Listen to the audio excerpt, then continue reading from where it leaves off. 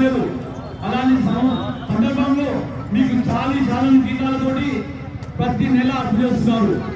ఆ అప్పులు ఇప్పుడు లక్షల అప్పులుగా మారిపోతున్నాయి. అంటే ఎంత దీన వ్యవస్థ ఉందో ఒకసారి ఆలోచించాల్సిందిగా. ఇది మాది. ఈ పోరాటం కేవలం ఆఖరి పోరాటం కాదు, ఆఖరి పోరాటం కావాలి. సాధించే వరకు, డిమాండ్ సాధించే వరకు ఏకమై పోరాడాలి. మేము ఉంటాము.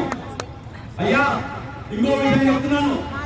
మేము ఈ యొక్క జీతాల పోరాటమే కాదు, మా యొక్క జీవితాల పోరాటం అని చెప్పేసి మీకు పిలుపుయాల్సిన అవసరం లేదని. అదే ఎంత ఇబ్బందులు ఉన్నాయంటే వాస్తవంగా నేను కేజీబీలో చూశాను, అదేవిధంగా ఎన్ఆర్సీలో చూశాను, దశల్లో చూశాను, వివిధ డిపార్ట్మెంట్లో చూస్తున్నాను. మీ యొక్క ముఖాలలో ఎప్పుడు ప్రశాంతంగా ఉంటుంది. ఎందుకంటే పని ఒత్తిడి ఎక్కువై, అదేవిధంగా జీతం తక్కువై, ఇక్కడ కుటుంబ సమస్యలు ఉంటాయి, మళ్ళీ అదేవిధంగా అధికార సమస్యలు ఉంటాయి. కాబట్టి దయచేసి ప్రభుత్వానికి నేను ఒకటే వేడుకుంటున్నాను.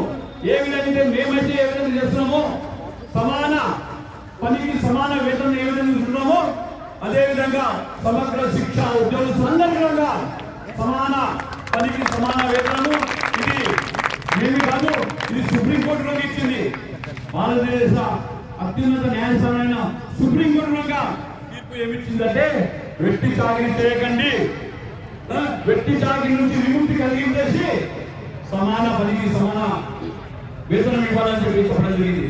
కాబట్టి ప్రభుత్వాన్ని మరొకసారి విజ్ఞప్తి చేస్తున్నాను సభాముఖంగా.